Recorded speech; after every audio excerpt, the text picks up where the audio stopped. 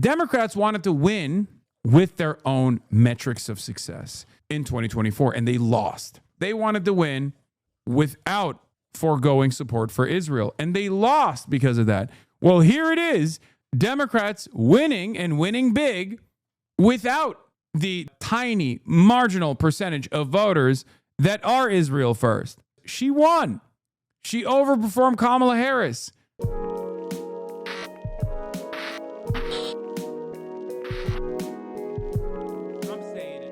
All right, progressive Democrat wins New Jersey seat in blowout victory. We are going to talk about Analilia Mejia now. Now that we have extensively covered the inconsistencies with what Trump is saying, let's get to Analilia Mejia, the Bernie-crat that won the New Jersey 11 special election that took place because Mickey Sherrill went for the governor's race and occupied the seat or vacated the seat, sorry. And there are some interesting elements of this electoral victory. It was a blowout victory. It's plus 23, right? It was obviously it was certainly better than Kamala Harris's margin of victory. But yeah, this was a Republican seat a decade ago. It's completely turned around. Okay. However, what's interesting about it is there were some losses, some marginal losses in certain districts. Okay. In certain townships. Like last night in New Jersey. And centrist Twitter and election trackers have been losing their dang minds over it. That special election for a House seat ending with far-left progressive Analilia Mejia handily defeating the Republican Joe Hathaway. Here's what she said last night in her victory speech in Montclair, New Jersey. We stand up. It's not 19 points. I think it's 23 points, by the way. We resist. We will not allow it to continue. This system is broken, but guess what? We are the glue. So she's looking for the attention, and she's got it now. Brian Yennis has the fallout today. Brian, hello. Bill. So I don't know why we're doing the Fox News coverage. Let's look at Harry Emden for a second. Holy Toledo. Harry Emden breaks down the Analilia Mejia win in a special election in New Jersey's 11th district, allowing Democrats to further narrow Republicans' razor-thin majority in the U.S. House. New Jersey's 11th district. I love the ice cream in that district, I'll tell you. Oh, so many great places to. Of course Harry's from the. Oh, come. Of course. Of course Harry Emden is from New Jersey. Of course he is. Classic. How unsurprising. A district, you know who else is from, by the way? Noah Colwin. For those of you who don't know, Noah Colwin's father is a rabbi in the district, specifically in the neighborhood that Analilia actually lost support in. Let's take a look. You know, but bottom line is this. Kamala Harris won that district by 9 points. But right now, we obviously see that Mejia is way out ahead. But that is not surprising me because it's part of a larger picture. Look, we are now talking about 7 special elections. And in every single one of them that we've had. Emma Vigeland is from there as well. Oh my God. Well, I'm technically a Jersey boy myself. I was born not in. I'm actually going to be talking to a person running in the district that I was born in, for the record, tomorrow. Okay, it's a different district. I'm in New Jersey 12. Technically, that's where I was born.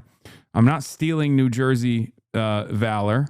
This is New Jersey 11. During the second Trump era, the Democratic candidates for the House have outrun the Kamala Harris baseline. You know, Florida won last year. I remember you and I were together. 23 points, 16 points in Florida, 6. Virginia 11, 17 points. Arizona 7, 17 points.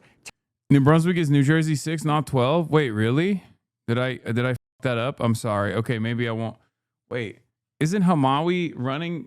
Is Hamawi from New Brunswick? I thought he had some connection to New Brunswick. Your boy is a Monmouth County boy. Yeah. Dr. Adam Hamawi is going to be in the building tomorrow. Dr. Adam Hamawi. I might have something up there, but Tennessee 7, 13 points. Georgia 14, 25 points. And while there are still votes to be counted here in New Jersey's 11th district, I will say at this point we're probably looking at an overperformance of at least 10 points when all the votes are said and done. So 7 special elections, and in every single one of them, the Democratic district for the House of Representatives has outperformed Kamala Harris's baseline by at least 10 points. So, Holy Toledo. Holy Toledo. Ladies and gentlemen, it was a blowout, as expected. Okay? It was a blowout as expected. Now, although it was a blowout as expected, there were still some centrists on election Twitter that were frustrated for some weird reason. Okay? Election watchers on the centrist side, of election watcher Twitter, were unbearable because, it's not enough. It's not enough that Analia Mejia actually won and won big. She could have won even harder if she was a centrist. If she could have won even harder if she wasn't anti-genocide. That's what election Twitter was focusing on. Very aggressively, mind you. And, of course, Steve Kornacki had some analysis on this as well. He pointed to, in New Jersey 11, Mejia won. Yeah, she didn't win the right way. Mejia won with what has been the customary Dem recipe during Trump's second term, a massively motivated base in the college plus burbs and giant gains in Hispanic areas where Trump had done unusually well for a Republican. What was different, however, she lost substantial ground in 2 large, traditionally Dem municipalities with substantial Jewish populations. This is true, Livingston being one of them, right? And she did. She actually underperformed Kamala Harris in these 2 substantially large Jewish populations. But she won big regardless, right? Which was the argument that I had presented over and over again. There are far more people who actually care about taking a strong anti-genocide position than there are those who will claim that they won't vote for you or even vote for the Republican if you are pro-genocide. Okay? Now, here's the thing. This turned out to be the truth. This turned out, we don't even need to speculate on this any further.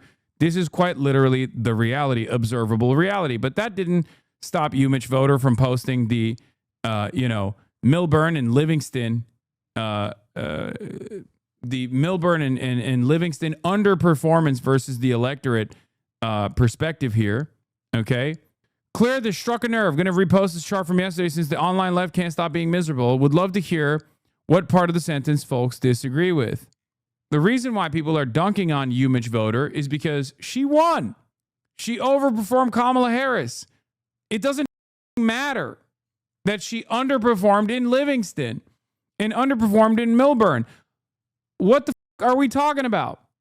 In an era where Dems are historically unpopular everywhere, Dems are moderate. To say a leftist could have won harder were they more moderate is an insult to voters. Yeah. And I jokingly said, for every pro-Israel, pro-ICE voter we lose in Livingston, we pick up 2 wokes in the other suburbs, which is true, which is literally what happened, right? And that was actually what I was trying to explain to people. Anna Lilia outperformed the centrist Dems' best ever result by 5% during the 2018 blue wave. If that's what standing up to Israel's genocide does for you, that's a massive landslide nationwide. Okay? UMich voter is also from New Jersey. Wait, I thought he was from Michigan. His name is UMich voter. It's not Rutgers voter.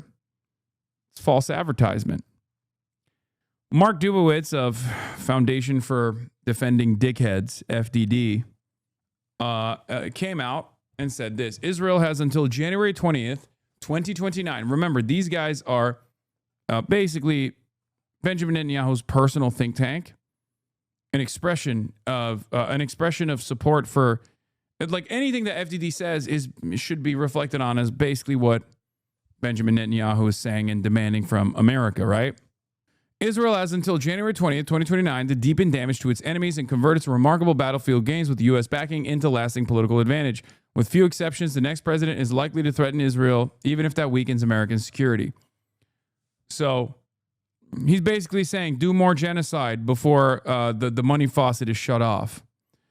This is a different posture. This is a different posture than one you would expect from Israel, because it's very cognizant of the realities that American foreign policy is going to change with respect to Israel.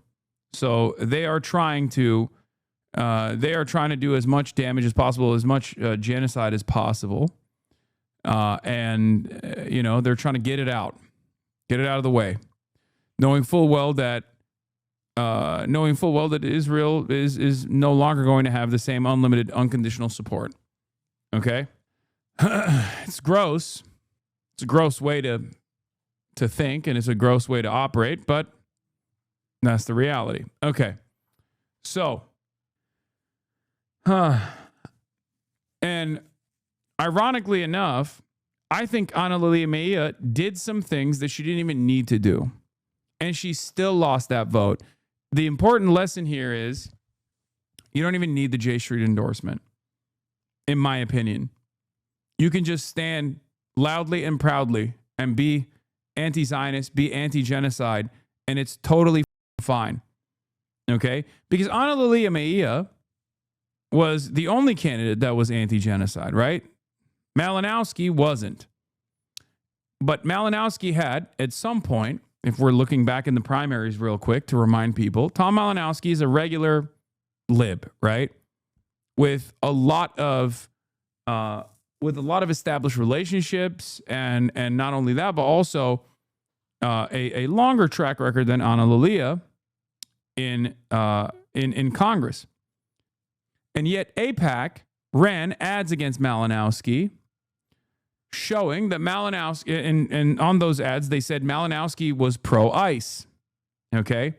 That's also important. They obviously didn't talk about Israel. But the reason why AIPAC ran those ads was because Malinowski was slated to win this race. And AIPAC had their own candidate, and Malinowski was attacked as being not sufficiently anti-ICE at a time when this was fairly consequential in the eyes of many liberal voters in the region. Okay?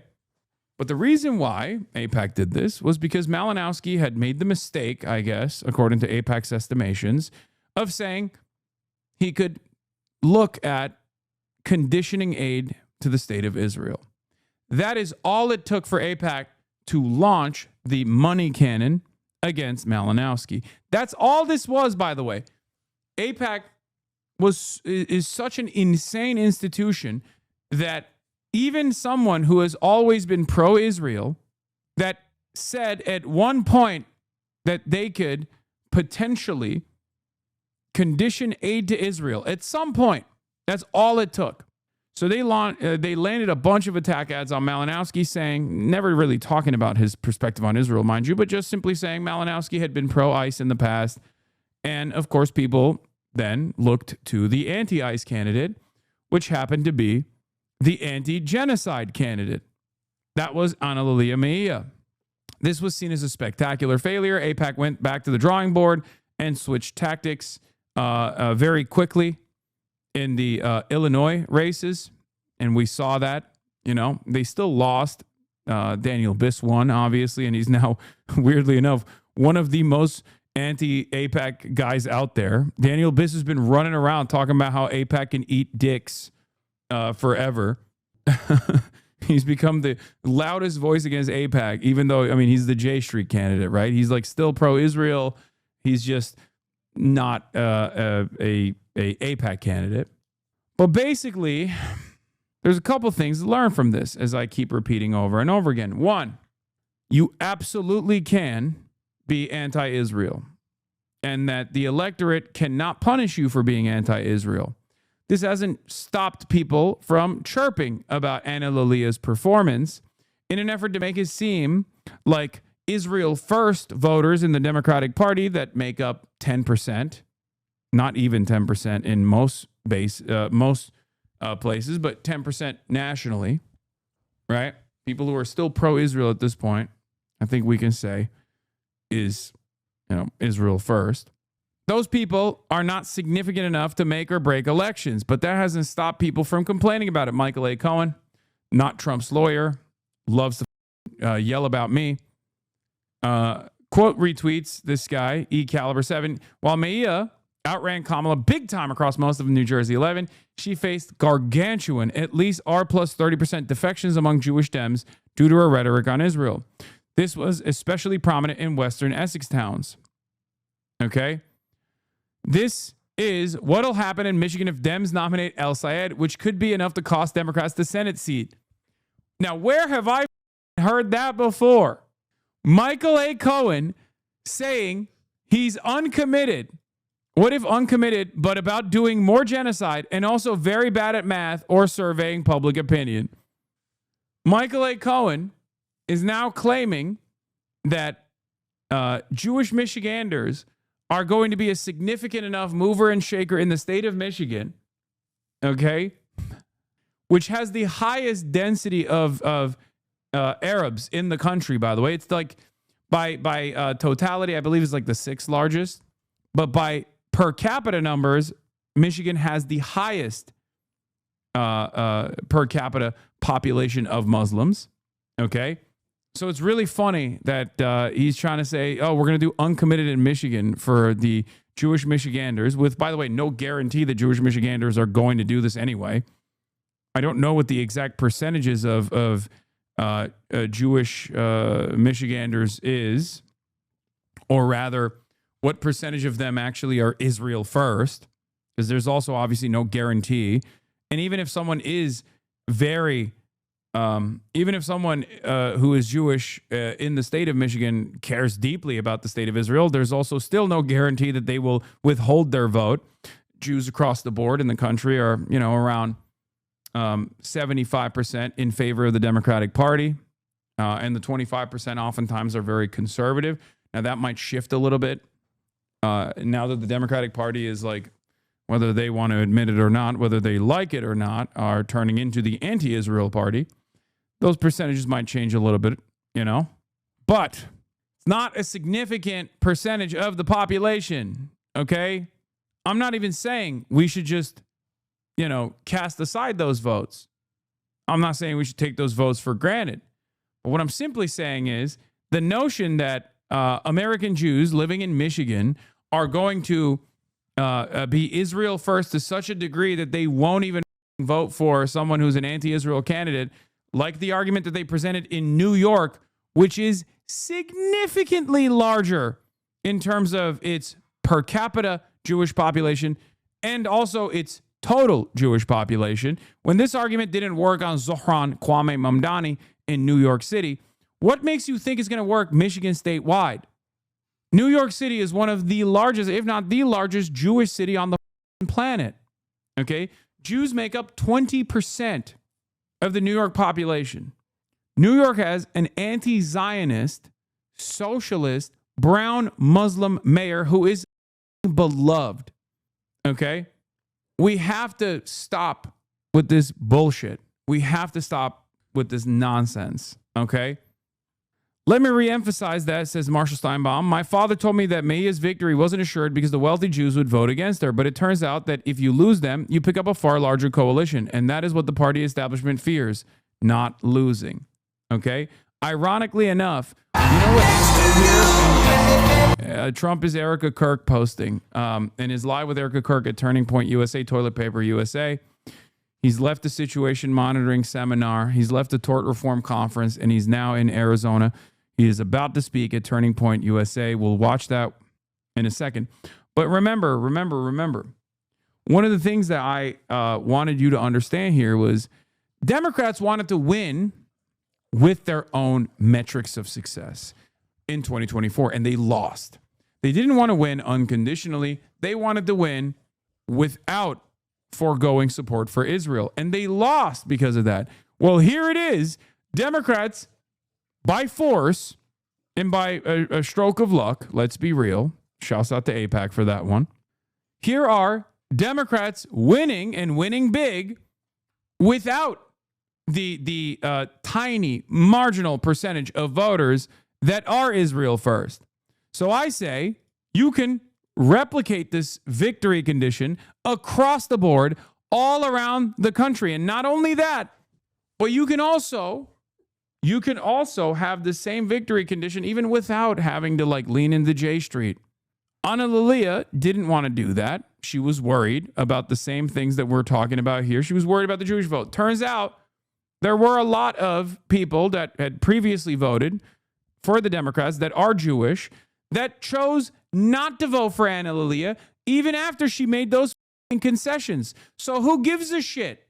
Take the moral stance, number one, and stand on your principles, number two, and be loud and proud with your anti-genocide statements. Given how Jewish those areas are and the fact that she won those areas nonetheless, it doesn't even seem like it was a big exodus of Jewish voters. No, it is. It is a significant percentage of Jewish voters that had previously voted Democrat that didn't. In a special election, nonetheless, where Democrats are supposed to outperform Republicans, no, that's a significant percentage.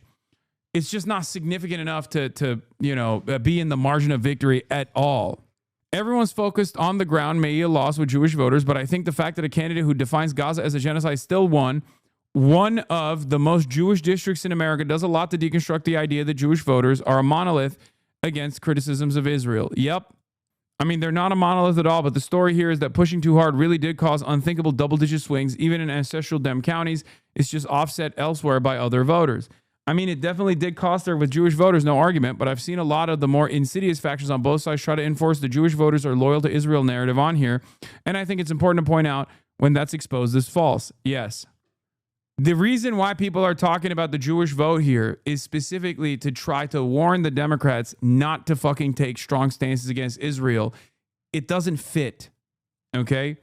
What it does demonstrate is the absolutely massive right-wing swing of American Jews as a voting bloc. As much as they're a unified voting bloc, as you've said, they're going full MAGA. No, they're not going full MAGA, but some Jews are. It's true. And pussy too.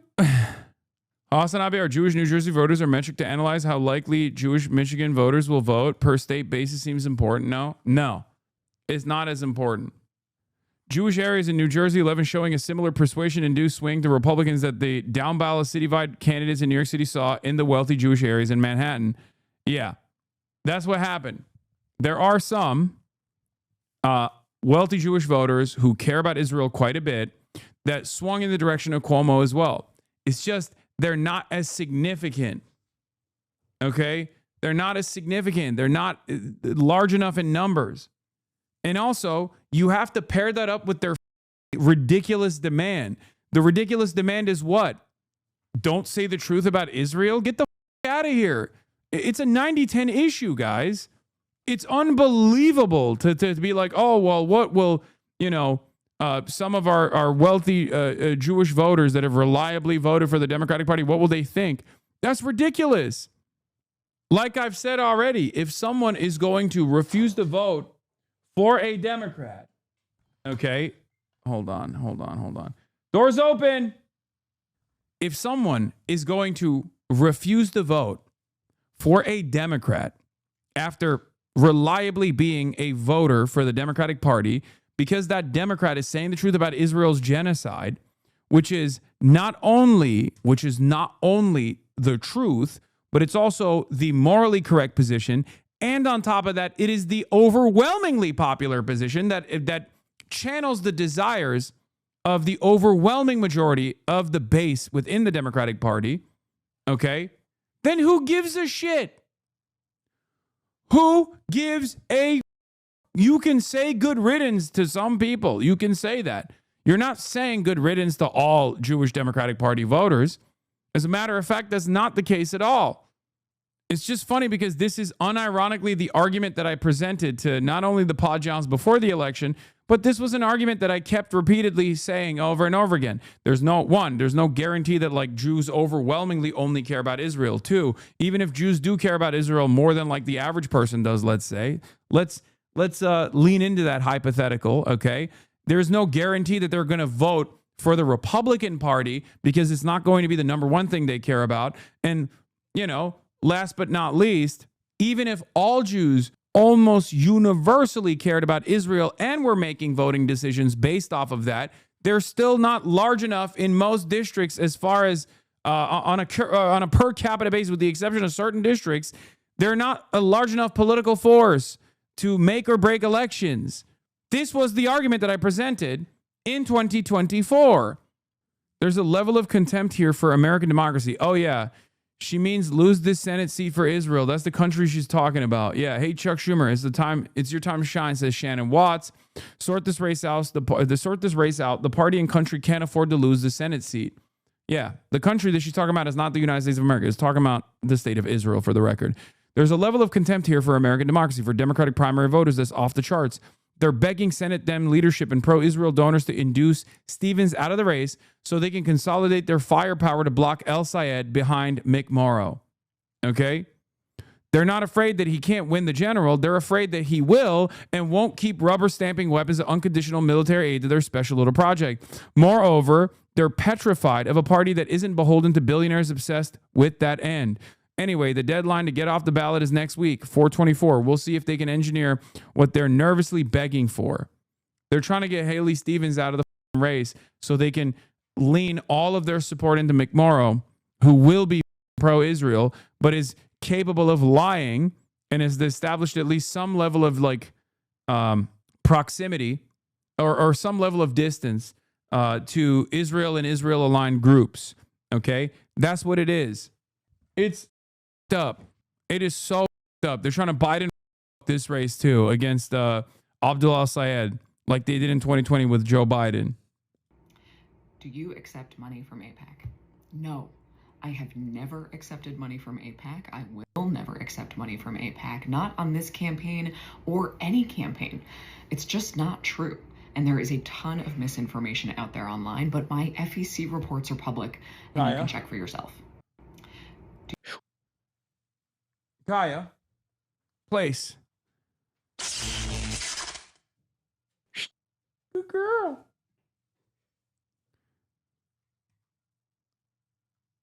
Anyway, she did give a secret policy paper to AIPAC, and I really want to see that shit. I want to see that shit real bad.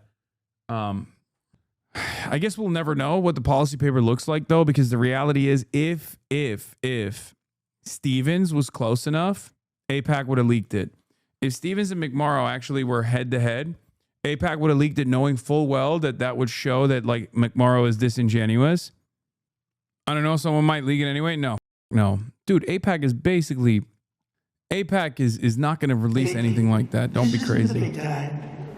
You know, we built the military so great. I'm so proud. It's one of the oh, God, the audio is ass on this. The audio is ass cheeks. Do we have a better live stream where the audio isn't echoing?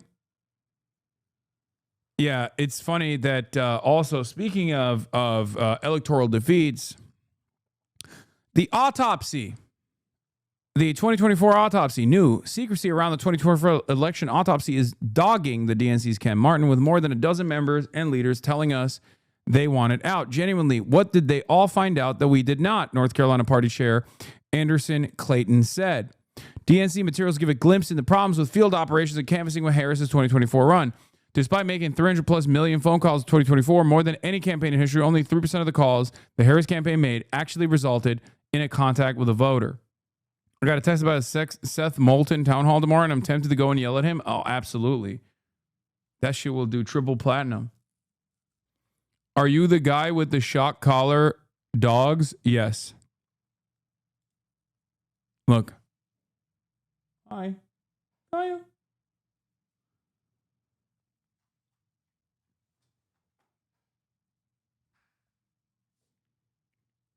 Yes. Look, see? You hear that? That's the sound of the shock collar. All right. Anyway, let's listen to what Trump is saying on the Turning Point USA. Not easy.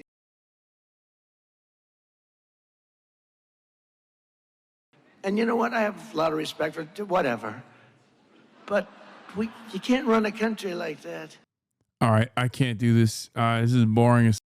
All right, let's get back to the progressive win. Ana Lilia Mejia in New Jersey. Good morning. Well, NJ11 is a blue district, and progressive activist Ana Lilia Mejia defeated Republican Joe Hathaway last night by nearly 20 points. Now, this is the 7th special election since President Trump took office nationwide, and Democrats have done better than their 2024 presidential results in each of those 7 races. It is notable, though, that NJ11 featured the most progressive Democrat and saw the smallest smallest shift toward Democrats than any other special election. Now, the AOC Bernie Sanders-backed Mejia wants to abolish ICE, universal health care, and child care, and she wants to use taxpayer funds to cancel all student loan debt. Now, last night, she made the case her win proves she is not a radical. It is not radical to say that a worker who toils every day cannot make ends meet, that they deserve justice, that they deserve higher wages. That is... Bro, you'll have candidates absolutely cook, right? Like, sincerely say based ass shit like Anna Lily is doing right here. And Fox News will come back from that cutaway and sit there and tell you how insane that statement is. And what's worse is you'll have Fox News audiences that will agree with that. I mean, they've been doing this to me for like the past couple of weeks now, you know, where they'll just be like, Hasan Piker is a dangerous radical. And I'll just be like, Israel is a psychotic and what it's doing is unbelievable and unacceptable. And we have to stop sending aid to Israel. And they'll be like, you see, you hear his words, ladies and gentlemen. How was he even allowed to say those things? They should, you know, we should actually throw this guy in jail. Not radical. That is good conscience. That is a good economy. Republicans had low turnout. Hathaway and Mejia could face off again in November. Hathaway writing, quote, I still believe the broader electorate in NJ11 is looking for balanced, pragmatic leadership, not the kind of far-left policies embraced by Miss Mejia. That conversation is not over. I'm looking forward to the rematch in November when more voices will be heard and the full electorate will have its say. One warning sign for Democrats heading into the 2026 midterms, Mejia, who is anti-Israel, accusing Israel of genocide, significantly underperformed with Jewish voters in her district. Bill, Republicans now have a razor-thin majority in the House and can only afford one GOP defection on party line votes. Well, it doesn't get much closer than that. Brian, thank you. Sarah Brian Yennis watching that race in New Jersey. Be sure to like and subscribe. Whether you like it or not, you have been made to seem like a boogeyman of some kind, right? From the Republicans, especially when you were running. So do you feel an added sense of pressure nationally because of the face you've become of the Democratic Party and specifically the progressive part of this party? I'll be honest with you, I don't let myself think too much about what Republicans seek to portray me as. They should cut this and be like, see, he doesn't think too much. We got him. Zohran Mamdani says he doesn't think too much. Is America ready for a stupid mayor? I think about the fact that the power of an ideology is judged in the worth of. How bad is Malort? I'm in an airport in Chicago and I see it at the bar. Chatter, stay the f away. I'm telling you right now, I'm saving your life. Do not put that shit in your mouth, okay? It is unbelievably bad. It's one of the worst alcoholic beverages I've ever consumed. It might be one of the worst beverages that I've ever consumed. It doesn't taste like something that is supposed to be in your mouth. Everyone that's telling you right now in the chat he's lying, you should try it, wants you to, throughout the rest of your trip in this plane, have the taste in the back of your mouth of like some unholy chemical. Okay, it tastes like you're drinking hairspray or something. Like it just doesn't. It will f you up. Don't do it. I genuinely like it. He's just dramatic. You're such a liar. You've lied to yourself. No real Chicago person actually likes the taste of that shit. Galibaf came out as the Speaker of the Islamic Republic of Iran's parliament. Galibaf, who was a part of the conversations, by the way. And he is responding to Donald Trump. He said, the president of the United States made 7 claims in 1 hour, all 7 of which were false. They did not win the war with these lies, and they will certainly not get anywhere in the negotiations either. With the continuation of the blockade, the Strait of Hormuz will not remain open. Passage through the Strait of Hormuz will be conducted based on the designated route and with Iranian authorization. Whether the strait is open or closed and the regulations governing it will be determined by the field, not by social media. Media warfare and engineering public opinion are an important part of the war, and the Iranian nation is not affected by these tricks. Read the real and accurate news of the negotiations in the recent interview of the foreign ministry spokesman. Trump lied. People died. Chatter, stop. Do not listen to the Chicago slander by the coastal elite champagne socialists. I just don't understand why people from Chicago actively want to fuck themselves over by associating their beautiful city with Malort. Malort is disgusting. Okay, can I get you a Shirley Temple then? Maybe a chalky milk? Yeah, you're such an adult for drinking hairspray. For drinking motor oil. It's so stupid. Also, I like scotch. It's not like I'm, it's not like I have like a baby taste palate. It's delivery. And delivery at the end of the day is every single thing that we want to do. It's why I spoke on Sunday about pothole politics as a way we describe the work that we do. Because for a long time, Republicans have sought to describe themselves as being driven by the needs of working people, when in reality we've seen a chasm in what they've actually delivered for those people. I mean, look at the war in Iran today. Mm-hmm.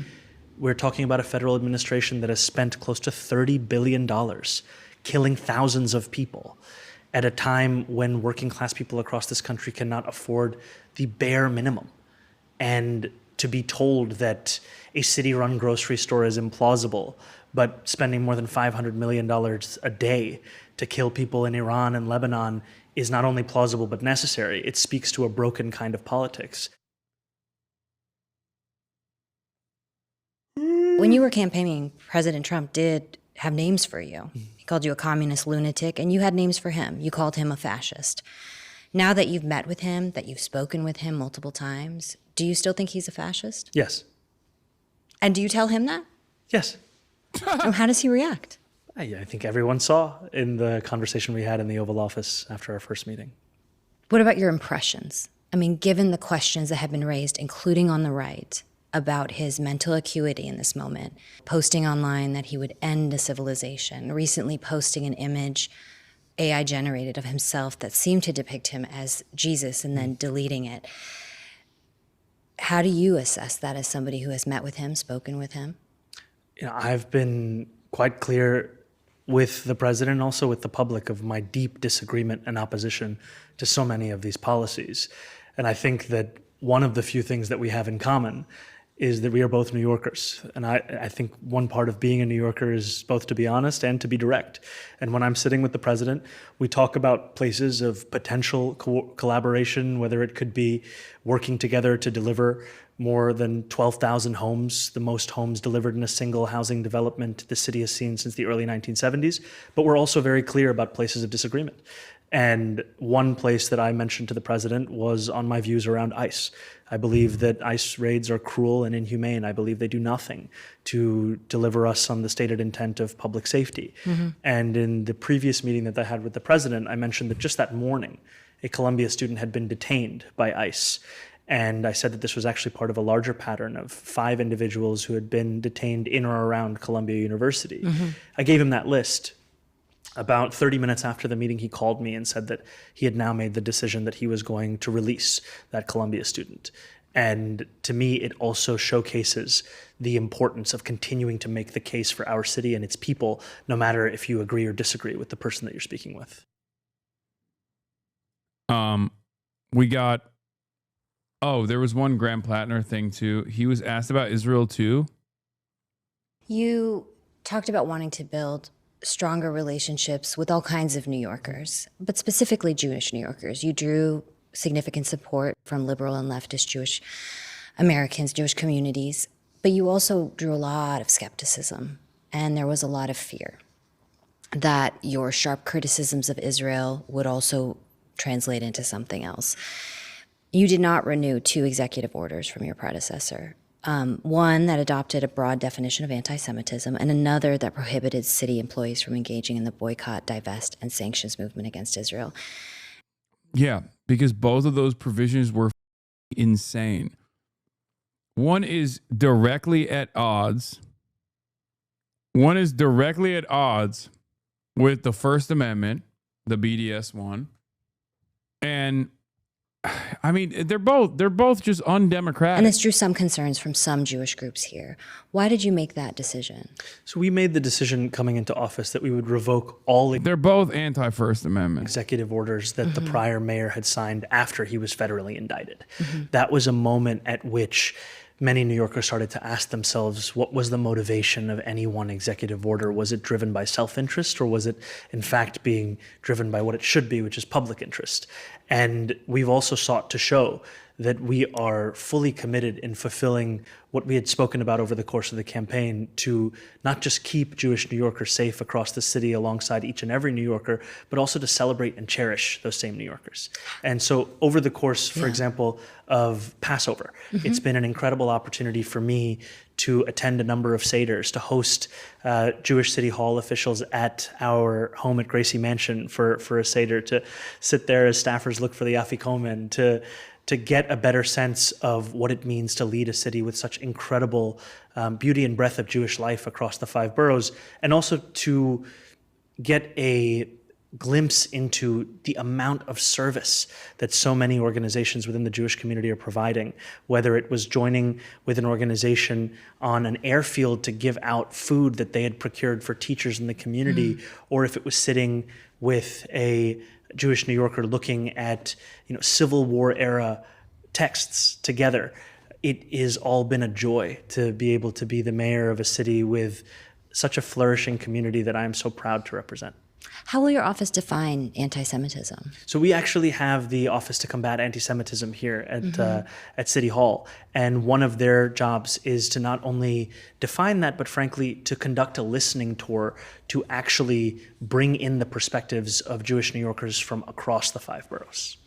You've faced a lot of anti-Muslim rhetoric and fear-mongering around your faith and the faith of many Americans.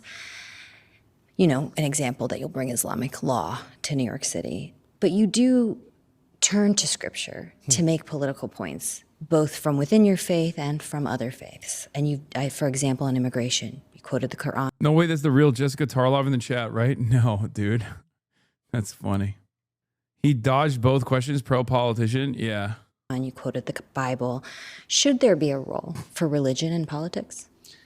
I think that religion is a part of so many New Yorkers' lives, and it also provides a guide for many as to what it looks like to bring a morality into a politics that is often missing. And what I mean by a morality is a belief in the dignity of those who are struggling. And we've By the way, seen that's religion. a not so subtle, will you do Sharia law? Are you a practicing Sharia law supporter? Question from the NPR news desk, which is crazy. Used as a tool to divide, and I've instead seen it across the city as a tool to actually find commonality amongst so many, because the lessons of many scriptures, they are similar in the empowerment of working people and in the belief that there has to be something more than simply a desire of profit when it comes to delivering for people. You said we've seen religion used. By prophet, he means Prophet Muhammad, peace be upon him. Oh, we got him, boys. We got him. New York Post, get ready. Get ready. New York Post, he said prophet, a desire for profit. Cut that part out. He means Prophet Muhammad, peace be upon him. Used to divide. Are you talking about this administration? I think it is something that is frankly not exclusive to any one administration. We're seeing it within this federal administration. We've also seen it within both political parties in this country. So much of the bigotry that I faced, it was not just in the general election, it was also in the primary election. And the language. He celebrated Orthodox Easter a few days ago. By the way, my Greek Instagram was full of people calling him sneaky. It's so funny that like almost every single criticism that is launched against Zohran Mamdani that's not coming from his left flank, okay, is just racism. It just breaks down to he's a scary Muslim guy and he's just doing this performatively to make me forget that he's a scary Muslim guy who wants to kill me with Shakira law. Like everything. All of the statements around like Zohran is actually deeply anti-Semitic, just pure racism. Okay, there's just no other way to put it. Like the idea that this dude, what is this seriously though? Watch Alex Wegner's interview with Jennifer Palmieri about you. I have no idea what this is. The interview will frustrate you, but the comment section will give you such hope. I have no idea what this is, but you can link that to me if you subscribe to the Piker Broadcasting Service. That's right, ladies and gentlemen, Piker Broadcasting Service for tomorrow's news today. A subscription will allow, I watched it, it was a waste of time. A subscription to the Piker Broadcasting Service will allow you, the people, to support the people's news broadcaster. Alex Wagner, I think I did her show on Pod Johns, did I not? Is that who you're talking about? Murat Space Laser, thank you for the gift of subs. You can also gift subscriptions, obviously, and allow others to send links. This is so stupid, never give them an inch. Mamdani's wife apologizes for past anti-Israel social media posts. Being 15 doesn't excuse it. Rama Dawaji, the wife of New York City Mayor Zohar Mamdani, wrote that Tel Aviv should not have existed in the first place. Yeah, she apologized for the use of slurs when she was 15 years old. She did not apologize for any of the pro-Palestinian posts that she liked, for the record, just so you understand. And it actually made people freak out on her even further. I mean, I was a little worried too. I thought she like literally apologized for, posting like Layla Khaled or something. That was not the case. Yeah, she just said like, it's being 15 is not an excuse. I used slurs when I was 15. It's fine. I mean, it's valid. I'm not going to shit on her. How politics.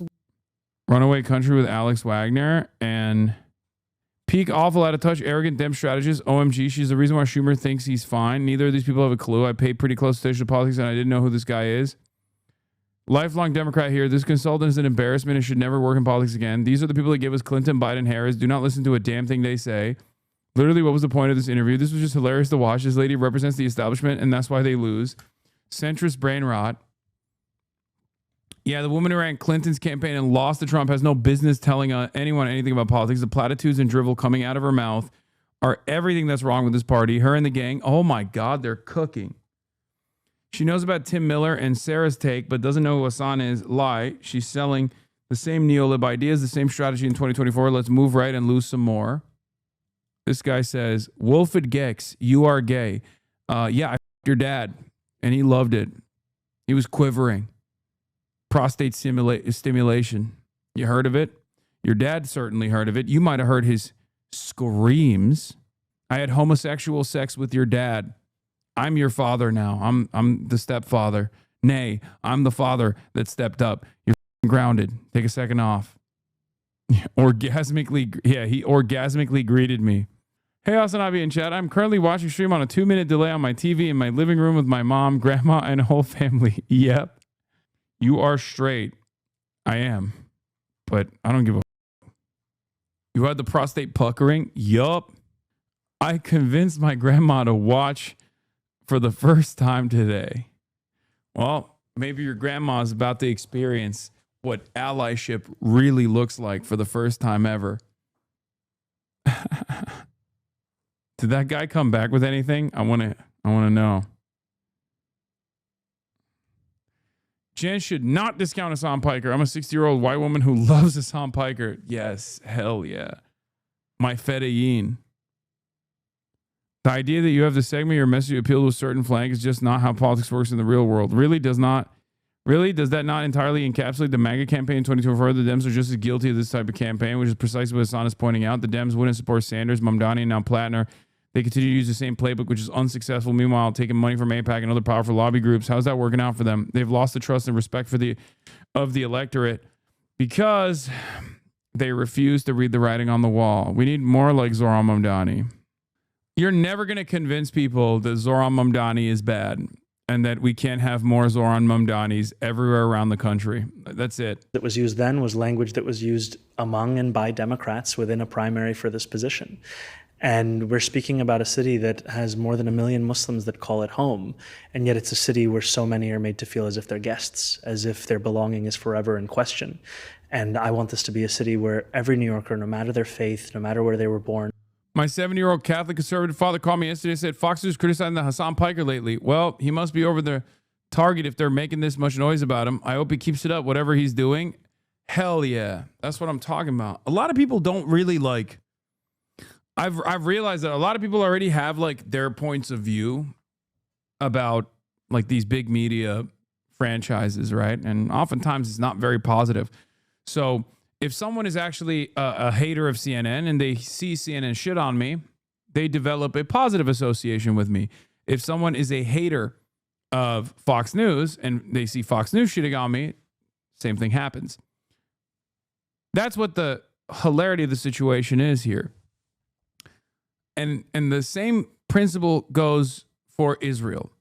When they see mouthpieces for Israel constantly attack me, they don't actually go, oh, wow, well, I guess I should love Israel now. I saw a lot of people following you just because Fox News is coming after you now. What is this? Oh, yeah, the Aura edit. People love the Aura edit, dude. It was crazy. Twitch streamer doesn't even try to hide it. 34-year-old Hasan Piker not only hates America, he's hinting at a civil war. A noted far-left influencer. I love this Aura edit. It's now my favorite video. Have you seen an increase in viewership or followers since the last month of attacks? I mean, I don't know if it's because we're monitoring the situation and people are more invested in it, or because of the attacks. But yeah, I mean, I've seen an increase in viewership for sure. But it's petering out now that the people are not as invested in what's going on in the Hormuzi. Did you just repost your own post? Yes, I did. Yeah, bro. If nobody got me, I got me. All right. All right, let's get to Cuba.